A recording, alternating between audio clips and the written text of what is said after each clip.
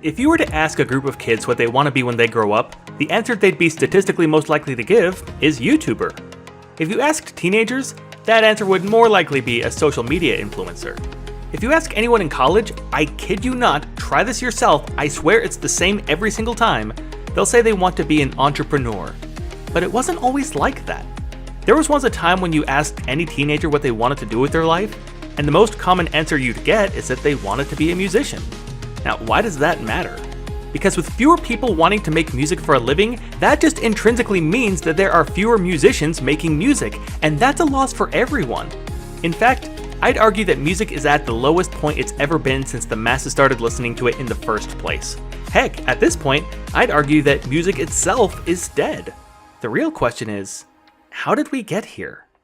I'm going to be going back pretty far, but this is just so that you can understand the whole picture. We're going all the way back to 1903 when Edison released the phonograph. This allowed people to record audio and then play it back later whenever they freaking wanted. You see, before that, if you wanted to hear music, you had to go to a concert or opera, which, as you can probably imagine, was only accessible for people who had cash to spend. And even then, it was only whenever the musicians were performing. This phonograph, though, completely changed the music industry, leading to modern records, which would then be played over an even more mind-blowing invention, controlled radio waves. The first commercial radio station was KDKA in Pittsburgh, Pennsylvania. In 1920, they started playing not just news over the radio, but music, and suddenly it was accessible to everyone. Soon, every radio station began playing music, and pretty much every household had a radio. This meant that the bigwigs who owned the radio stations wanted to capture as wide of an audience as possible, so instead of playing some nerd's orchestra from the 1800s, they were going to start playing more catchy songs on the radio like jazz and pop. If you want to know what popular music sounded like in the 1920s, by the way, just listen to any Shirley Temple or Laurel and Hardy movie. What's important is that this led to the creation of rock and roll. So good old rock and roll got a start in poor black communities where the music made them literally rock and roll. It didn't start making its way into white communities until Elvis Presley, the king of rock and roll, decided to bring it to the mainstream music community. Elvis actually grew up in a black community and got a lot of his early inspiration from them. Just listen to the similarities. You ain't nothing but a hound dog, you're crying all the time.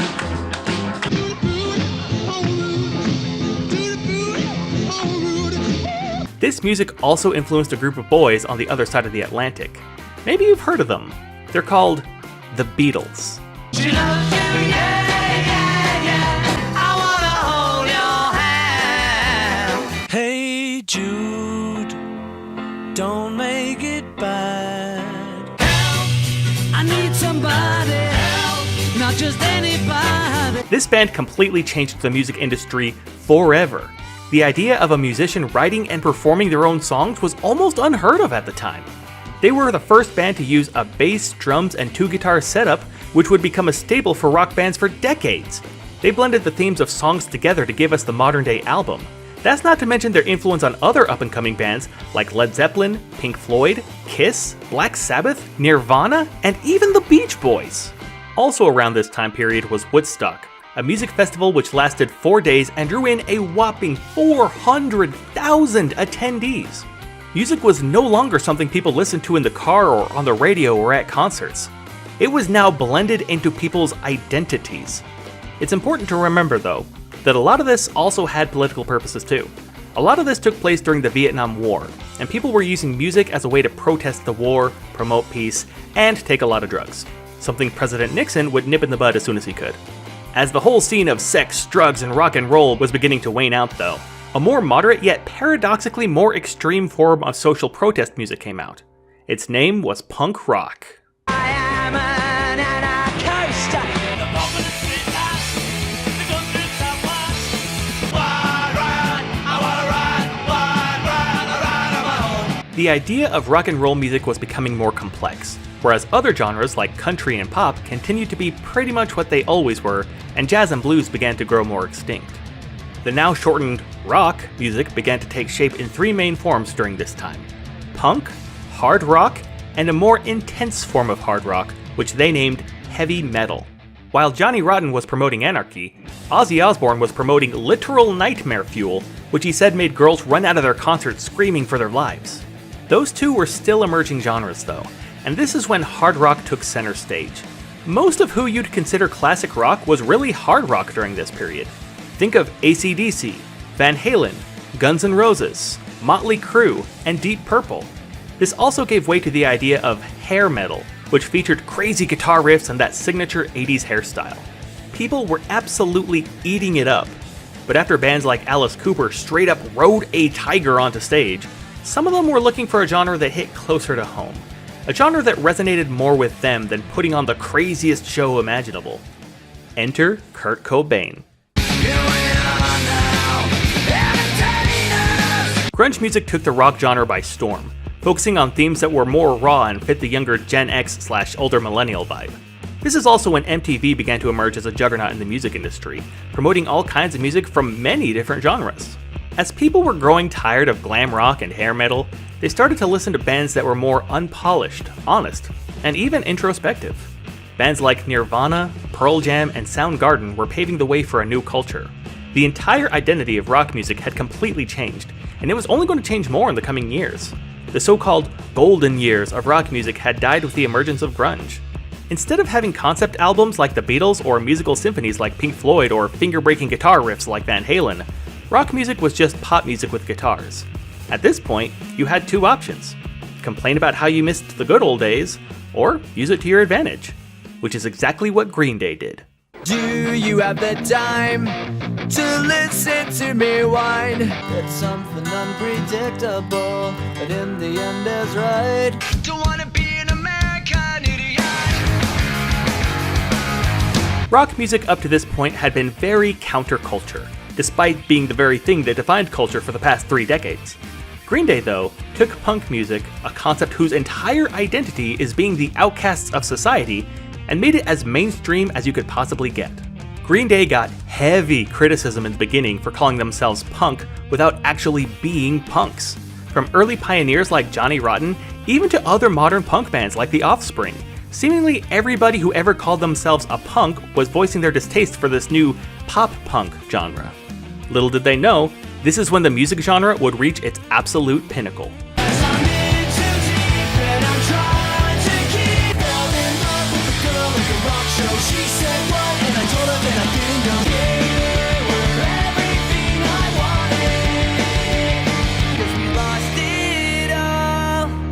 Nothing lasts forever. He was a skater boy, she said see you later boy. He wasn't good enough for her. Suddenly, everyone was listening to punk music. It was now the de facto music genre for anyone who wasn't a redneck or a rap fan. Everyone from small kids to grandmas was listening to it. Yes, there were some boomers who still refused to listen to anything other than classic rock, but even they could still hear a new song on the radio and tap their foot to it. The lyrics had gone from "destroy the government" to just genuine problems you had as a teenager. It was something that kids could relate to and adults could reminisce about. And it has some of the best melodies that music has ever had since the invention of the phonograph. That's the thing about pop punk though. Since it's so relatable, it covers a huge spectrum of emotions, from happiness to anger to disgust and even sadness, which created the most influential song that the world has ever seen. Right now, you should see a black screen. I'm going to show you the first note of the song, and I'm sure a good chunk of you will know what I'm talking about already. Here it is. No instrument, no octave, no context. Literally just the first note of the song. And there are already people who know exactly what I'm talking about. But for the rest of you, welcome to the Black Parade.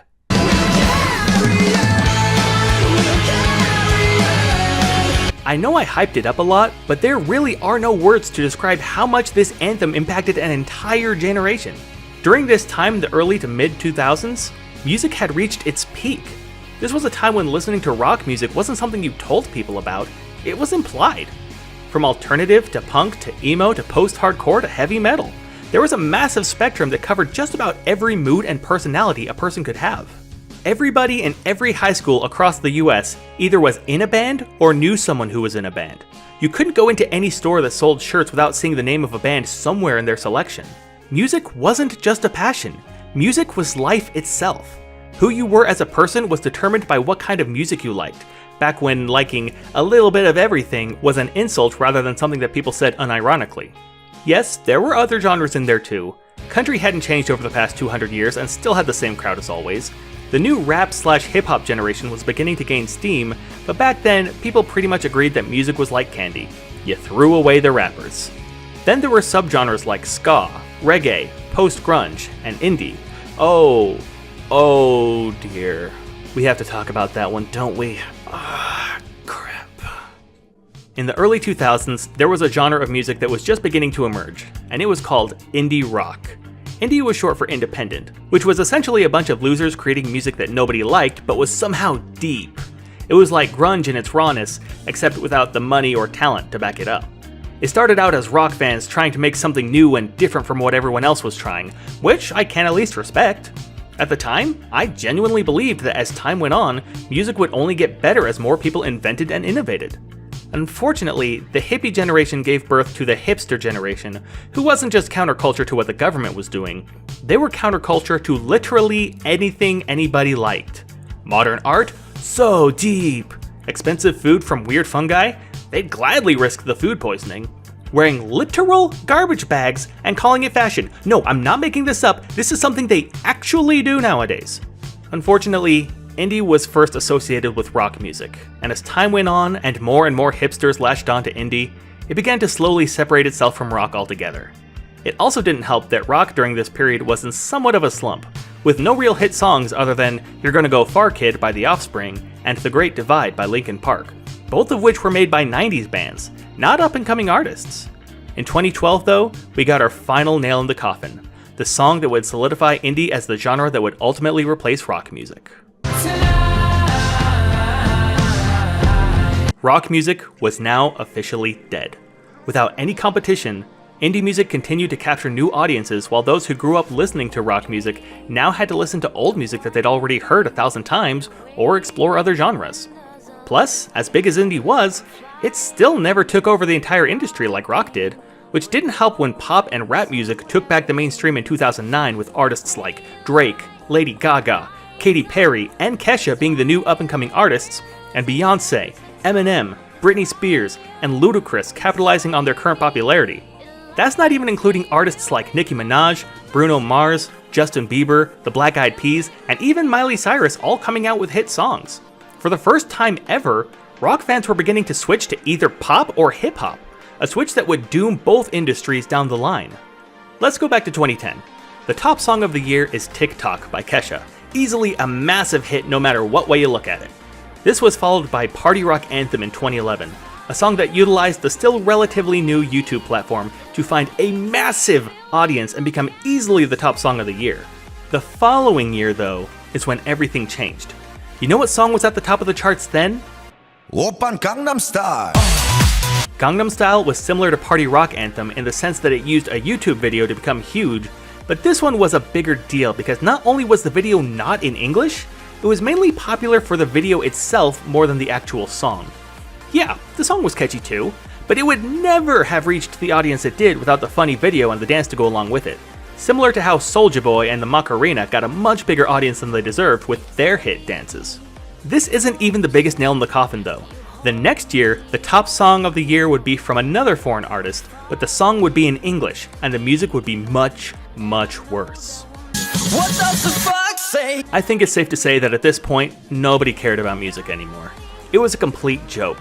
To put things in perspective, the top song of the following year, 2014, was Happy by Pharrell Williams. Not a fantastic song by any metric ever, let alone the number one song of the entire year. Going back a little ways, some of the rock fans saw the writing on the wall and switched to electronic music. They knew they'd be in a niche community by listening to techno, but hey, at least it was still good. In fact, there was one artist who switched from post-hardcore to the electronic music scene, creating a type of electronic music that nobody had ever heard before. His name was Sonny Moore, but you'd probably know him by his stage name, Skrillex.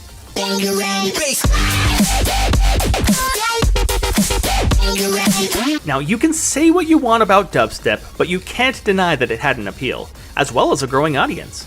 As audiences grow though, there are always people looking to capitalize on the newest trends.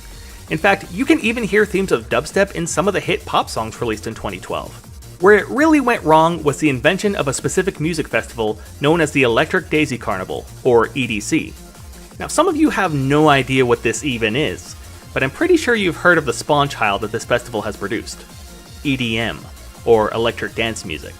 Nowadays, if you look up modern techno, you're not actually going to get techno music. You're going to get EDM, which has become essentially synonymous by name.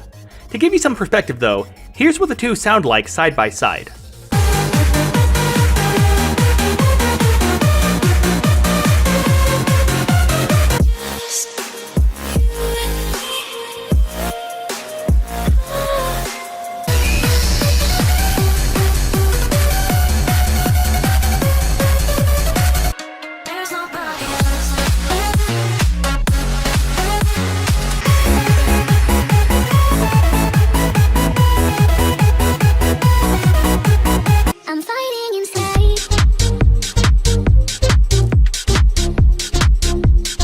You know what the sad part is?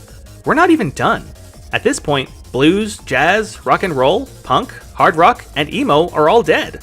Most fans of post-hardcore have switched either to metal or some alternative, which is ironic since alternative fans have switched to either pop or indie. Electronic music still exists, but anything techno, and even dubstep, is now automatically lumped in with EDM, essentially making anything electronic that isn't EDM now extinct. The only genres that are left are country, which we'll get to in a minute, pop, indie, and rap. Oh dear, this is going to be a tough one to talk about. After 2013, it was pretty obvious that mainstream music was a joke. Even Paramore, one of the greatest bands in the world, had completely shifted their tone and made whatever this crap is.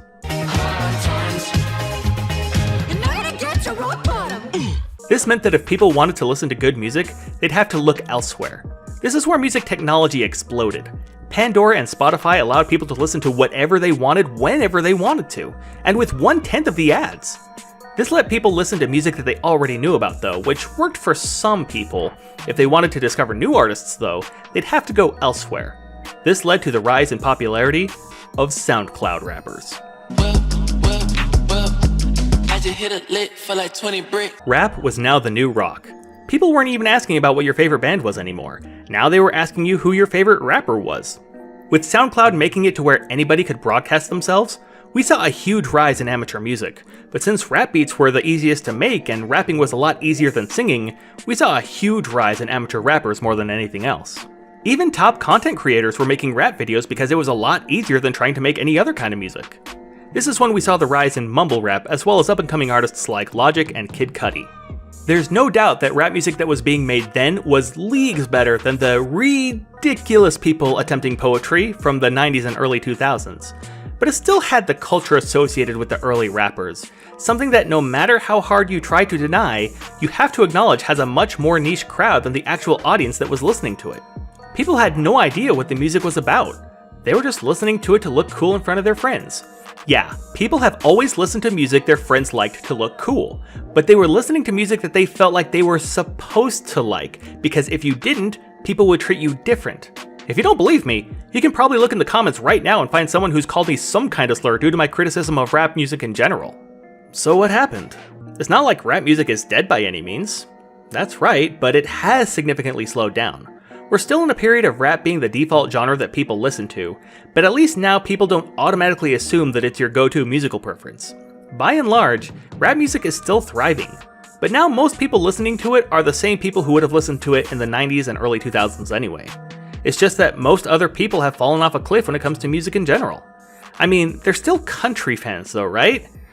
Oh, we're getting into the good stuff now. Remember how indie music got a hold of rock music and killed it? Well, they didn't stop there. Just like how they snuck themselves into the rock scene under the guise of being indie rock, they snuck themselves like a virus into country music under the term folk music. They are now doing a similar thing to country as they did to rock. Don't believe me? Listen to this. Baptize me in a bottle of bean for Johnny on. Something you need to understand is when indie, rap, and pop all took over the music industry, country was now the counterculture music genre. This meant that people still wanted to listen to music with a more mainstream feel, but they felt like they had to embed themselves in a genre that, again, they didn't necessarily like. Thus, you get modern day pop music with cowboy boots.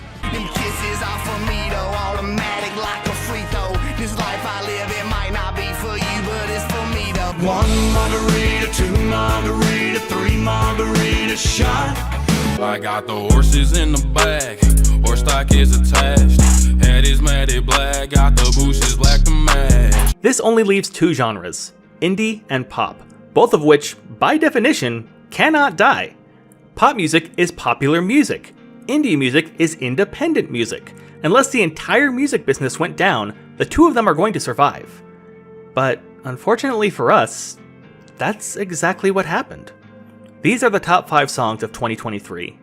Last Night by Morgan Wallen, Flowers by Miley Cyrus, Kill Bill by SZA, Anti-Hero by Taylor Swift, and Creepin' by Metro Boomin, The Weeknd, and 21 Savage.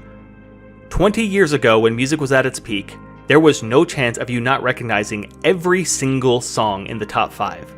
But I wouldn't be surprised if you'd never heard of literally any of these songs in the top 5 last year. You can't just walk into any clothing store and see band names on every t-shirt. If someone asks you what kind of music you like, you have to say a little bit of everything so you don't sound like a hater. But the irony is, nobody who says that particularly likes any type of music. Music isn't people's life anymore. It's literally just something you put on in the background while you grind out your side hustle. You can blame whoever you want, the industry bigwigs, technology, or even groups of people, but in the end, it's not going to bring back the music or cultures we learned to love. All we can do is support musicians we like, re-listen to some of our favorites, and hope that there's a song out there that is literally the best song in the entire world that we just haven't discovered yet. Which is impossible because that song is Welcome to the Black Parade. What do you think though? What kind of music do you like? What era do you think had the best music? Leave a comment to let me know, and I'll see you guys next time.